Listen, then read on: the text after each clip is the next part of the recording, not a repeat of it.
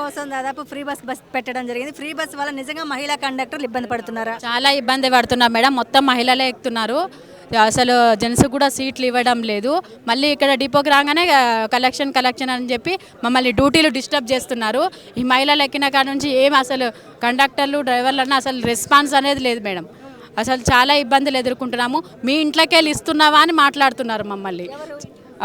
Passengers, lady passengers, మీ ఇంట్లోకి వెళ్ళి ఇస్తున్నావా, ప్రభుత్వం ఇచ్చిందే కదా, ఆధార్ కార్డు అప్డేట్ ఉంటే అప్డేట్ లేదు మేము చేయించుకుంటాం మెల్లగా అంటారు. ఇక్కడ చెకింగ్ వాళ్ళు వచ్చి మా కేసులు రాయడం చాలా ఇబ్బందులు పడుతున్నారు. మేము చాలా ఇబ్బంది పడుతున్నాం. ఆధార్ కార్డు చూపియ్యరు, ఆధార్ కార్డు ఉంది అని అంటారు. చిన్న దానికి కేసులు అయ్యి రిమూవ్ సస్పెండ్ అవ్వడము, చాలామంది కండక్టర్స్ బ్రెయిన్ స్ట్రోక్ వచ్చి చనిపోవడము. ఈ మహాలక్ష్మి టికెట్ల వల్ల అసలు మేము ఇబ్బంది పడుతున్నాము.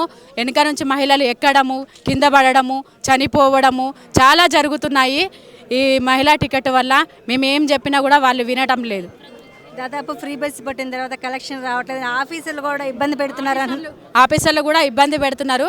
కలెక్షన్ రావడం లేదని చెప్పి మమ్మల్ని పిలుస్తారు. పిలిచిన తర్వాత ఈపీకే రాదని చాలా వేధిస్తారు. పిలుస్తాము, సిఐ సార్ దగ్గర పోయి, డిఎం సార్ దగ్గర పోయి నిలబడి కలెక్షన్ రావటం లేదంటే తెస్తాం సార్ అని చెప్పి. తెలంగాణలో కాంగ్రెస్ గవర్నమెంట్ ఇచ్చి కూడా 2 సంవత్సరాలు అయింది. మరి మీ హామీలు ఇంతవరకు నెరవేర్చలేదు ఎందుకంటారు? మేము చెప్పేది అదే అండి. వాళ్ళు ఇచ్చిన హామీలు మాత్రం మాకేం గొంతమ కోరికలు మాత్రం ఏమాత్రం లేదు. ఈ కాంగ్రెస్ గవర్నమెంట్ మేము సంపూర్ణంగా మేము మద్దతు చేస్తున్నాం. కానీ వాళ్ళు ఏదైతే మేనిఫెస్టోలో పెట్టిరో అవి మాత్రం మేము నెరవేర్చమని చెప్పి అడుగుతున్నాం, అంతవరకే. కానీ ఈరోజు ఈ ప్రజా రవాణా అనేది ఈ రేవంత్ రెడ్డి గారిని కేసీఆర్ ఎవరు పెట్టలేదండి. ఈ నిజాం సర్కార్ స్థాపించిన సంస్థ ఇది ఎవరు జాగిరి కాదు. ఈ జాగిరిని ప్రైవేట్ పరం చేయడం ఎంతవరకు కరెక్ట్ అని చెప్పండి. మా ఆర్టీసీ ఉద్యోగులు ఏమైపోవాలి? అదేవిధంగా కండక్టర్లు కానీ డ్రైవర్లు కానీ అనేక రకమైన వేధింపులు ఈరోజు గురి తెస్తున్నారు. ఎందుకు అడిగేవారు లేరని చెప్పేసి. ఈ విధంగా ఇట్లా ఇప్పుడు ప్రభుత్వంలో ఏమో ఏదైనా వాళ్ళకు లేదనుకోండి, ఇమ్మీడియట్గా వాళ్ళు ఎలక్షన్స్ పెట్టుకుంటారు. మాకు అప్పుడు ఎప్పుడో నోటి మాట చెప్పడం వల్ల, కేసీఆర్ చెప్పడం వల్ల ఇంతవరకు ఒక యూనియన్ లేదండి. దానివల్ల మా కండక్టర్ డ్రైవర్లను అనేక రకాల ఇబ్బంది పెడుతున్నారు ఆఫీసర్లు. అందువల్ల మేము చాలా విచ్చలవిడిగా చాలా ఇక్కడ రావడానికి భయపడుతున్నారు అంతే. ఆర్టీసీలో కండక్టర్ని అయితే ఈరోజు ఆర్టీసీ కండక్టర్, డ్రైవరు, మెకానిక్ల జీవితాలు ఎట్లా అంటే ఒక కట్టు బానిసల కంటే కూడా అధ్వానంగా తయారైనాయి. అట్లా తయారైనాయి. మాకు కండక్టర్లకి ఏమో ఈపీకే ఇన్ని డబ్బులు తీసుకురావాలి, ప్లస్ ఇంత మహాలక్ష్మి ఇంత పర్సంటేజ్ తీసుకురావాలి. అయితే మేము ఎక్కడ బస్సులు ఆపడం లేదా, తేవడం లేదా. ఒకవేళ ఈరోజు ఫ్రీ ఉన్నది కాబట్టి, ప్లస్ మొన్న ఈ 2-3 మంత్స్ కింద బస్ ఛార్జీలు పెంచడం వల్ల చాలామంది జనాలు ర్యాపిడోలు, ఓలాలు అవన్నీ బుక్ చేసుకొని వెళ్ళిపోతున్నారు. డబ్బులు దేనందుకు కూడా కండక్టర్ డ్రైవర్ని డ్యూటీలు తీసి పారేయడం జరుగుతుంది. నువ్వు పనికిరావా, అసలు ఏం ఉద్యోగం చేస్తున్నావు అంటే ఖచ్చితంగా మాకు అన్నీ అనవసరం, అవన్నీ చెప్పొద్దు, మీరు ఇంత తేవాల్సిందే. ఇటువంటి హరాస్మెంట్ భరించుకుంటూ చాలామంది పైకి కూడా వెళ్ళిపోయినారు. అటువంటి పరిస్థితి ఉన్నది. ఈ కార్మికులకు వేరే డిపార్ట్మెంట్లో కార్మికులు ఎంత మంచిగా అన్ని యూనియన్లు ఇచ్చి వాళ్ళకు మంచి పిఆర్సీలు ఇచ్చి అన్నీ చూస్తున్నాం. మరి ఆర్టీసీ పైన ఎందుకు ఇంత వివక్ష? అంటే మేము పుట్టక ముందు నుంచి ఆర్టీసీ ఉన్నది. ఇప్పుడు మిడిల్ క్లాస్ కానీ లోయర్ క్లాస్ కానీ ప్రతి ఒక్కరికి బస్సులు అవసరం. ఈ మొత్తం ప్రైవేట్ బస్సులు తెచ్చి ఆర్టీసీని మొత్తం ప్రైవేట్ పరం చేయాలనే ఉద్దేశం ఉన్నదేమో తెలియదు. కానీ ఇట్లా మొత్తం ఆర్టీసీని మాత్రం నాశనం పట్టించినారు యాజమాన్యము, ప్రభుత్వం. గతంలో ఆర్టీసీ సమ్మె చేస్తుండే దాదాపు అందరు భయపడేవాళ్ళు, ఎట్లా సమ్మె చేస్తే బస్సులు ఆగిపోయి అంటే అలాంటి సిచ్యువేషన్ ఇప్పుడు ఎందుకు కనిపించట్లేదు? ఎందుకు కల్పించడం అంటే ఇప్పుడు సెల్ఫ్ కన్వీనియన్స్ ట్రావెలింగ్ ఎక్కువైపోయింది. ఓలా ఇవన్నీ ప్రైవేటు క్యాబ్స్, ఆటోలు, ర్యాపిడోలు చాలా వచ్చినాయి కాబట్టి ప్రజలు ఎవరు ఆగడం లేదు. కాకుండా ఇప్పుడు ఈ ఫ్రీ పెట్టడం వల్ల ఓన్లీ ఈ మహిళా పర్సంటేజే ఎక్కువ అయిపోయినారు. అంటే వాళ్ళు ప్రత్యామ్నాయంగా వేరే కన్వీనియన్స్ చూసుకొని బయలుదేరుతున్నారు. అయినా తక్కువనే పడుతున్నది ఇప్పుడు. ఎందుకంటే 80%, 90% ఓన్లీ మహిళా ప్రయాణమే బస్సులో ఉన్నారు. అంటే 150 to 200 మంది ఎక్కుతున్నారు. ఇక దాంట్లో నరకం అంటే ఎక్కడ లేదు. ఈ భూమిపైన ఆర్టీసీ వర్కర్లు నరకం ఇక్కడనే చూస్తున్నారు, అనుభవిస్తున్నారు.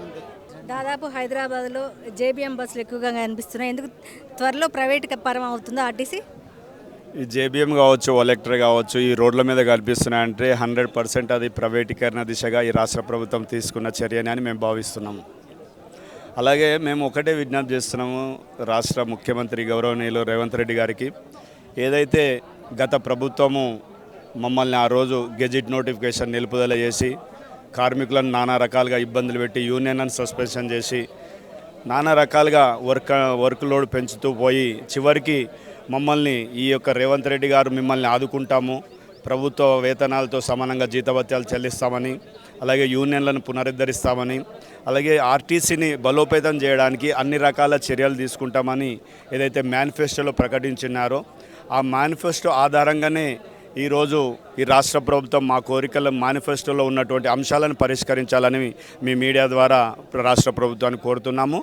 అలాగే రేవంత్ రెడ్డి గారిని విజ్ఞప్తి చేస్తున్నాము, మేము సమ్మె నోటీసు ఇచ్చే స్థాయికి వచ్చిందంటే ఆ రోజు టీఆర్ఎస్ ప్రభుత్వానికి వ్యతిరేకంగా మేము మీ కాంగ్రెస్ ప్రభుత్వం వస్తే మా జీవితాలు బాగుపడతాయనే నమ్మకంతో మీరు చెప్పిన మాటలకు అనుగుణంగా మేము ఆ రోజు టోటల్గా 99% తెలంగాణ రాష్ట్ర కార్మికులు ఎవరైతే ఉన్నారో ఆర్టీసీ కార్మికులు అందరు కూడా మీకు ఓటేసి గెలిపించినారు.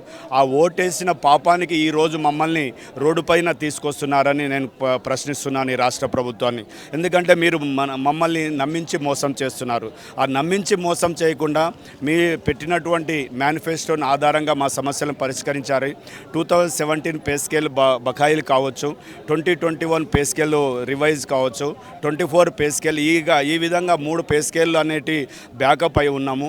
అలాగే అవుట్సోర్సింగ్ విధానాన్ని తీసుకురావడం జరిగింది. ఈ మధ్య కొత్తగా కండక్టర్ డ్రైవర్లను ఒక థర్డ్ పార్టీ కాంట్రాక్ట్లోకి అపాయింట్మెంట్ చేస్తున్నారు. ఇది సరైన పద్ధతి కాదు. ఎందుకంటే రాష్ట్రంలో ఉన్నటువంటి యువతను మీరు మోసం చేస్తున్నారు. ఎందుకంటే వాళ్ళు ఏదో ఆశతో వస్తున్నారు ఆర్టీసీలో, కానీ వాళ్ళు రెగ్యులర్ కారు, థర్డ్ పార్టీ ఉద్యోగంలో ఉన్న వాళ్ళు. కాబట్టి థర్డ్ పార్టీ ఉద్యోగాలు మాని ఈ యొక్క ఆర్టీసీ వాళ్ళని కాంట్రాక్ట్ విధానంలో తీసుకొని ఒక 2-3 సంవత్సరాల్లో రెగ్యులర్ చేసే విధంగా ఒక సరైన పద్ధతిలో కార్మికులను రిక్రూట్మెంట్ చేసుకోవాలని విజ్ఞప్తి చేస్తున్నాము.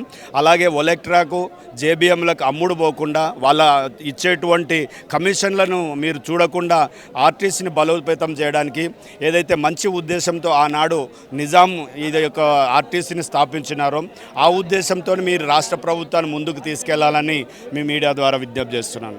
మా మెయిన్ డిమాండ్స్ ఆర్టీసీని ప్రభుత్వంలో విలీనం చేయాలి, యూనియన్లకు అనుమతి ఇవ్వాలి, గవర్నమెంట్ ఎంప్లాయీస్తో పాటు సమానమైన వేతనాలు ఇవ్వాలి, ఆర్టీసీని ప్రైవేటీకరించకుండా ప్రభుత్వ పరంగానే ఉంచుతూ ప్రజలకు ఇంకా మెరుగైన సేవలు అందించాలి. ఇది మేము కోరేది కాదు, మీరు గమనించాలి. ముఖ్యమంత్రి గారు రేవంత్ రెడ్డి గారే మేనిఫెస్టోలో పెట్టినటువంటి ఇష్యూలు ఇవన్నీ. కాబట్టి మేమేమంటున్నాం, గవర్నమెంట్ ఎంప్లాయీస్తో పాటు సమానమైన వేతనాలు ఇస్తూ ప్రభుత్వంలో విలీనం చేయమంటున్నాం. ఇంకోటి ఆర్థికపరమైన అంశాలు అవి మీరు చూసుకోవాలి. పని భారాలు మాకు పెరిగినాయి, పని భారాలు పెరిగి తగ్గియాలి. ఇవి మేము కోరుకునేటువంటివి ప్రభుత్వం నుండి. ఎందుకంటే ఈ ప్రభుత్వం చెప్పింది సకల జనుల సమ్మె ఎప్పుడు కానీ మేము సమ్మెలు చేసేటప్పుడు కానీ గౌరవ ముఖ్యమంత్రి గారు వచ్చి మాకు వారు అప్పుడు సంఘీభావం తెలుపుతూ వారు చెప్పినటువంటి మాటలే, నేను వచ్చిన 2 నెలల్లో మిమ్మల్ని ప్రభుత్వంలో విలీనం చేస్తాం, మీ కార్మికుల సమస్యలన్నీ పరిష్కరిస్తాం అన్నారు. కాబట్టి అవన్నీ చేయాలని మేము మరీ కోరుకుంటున్నాం.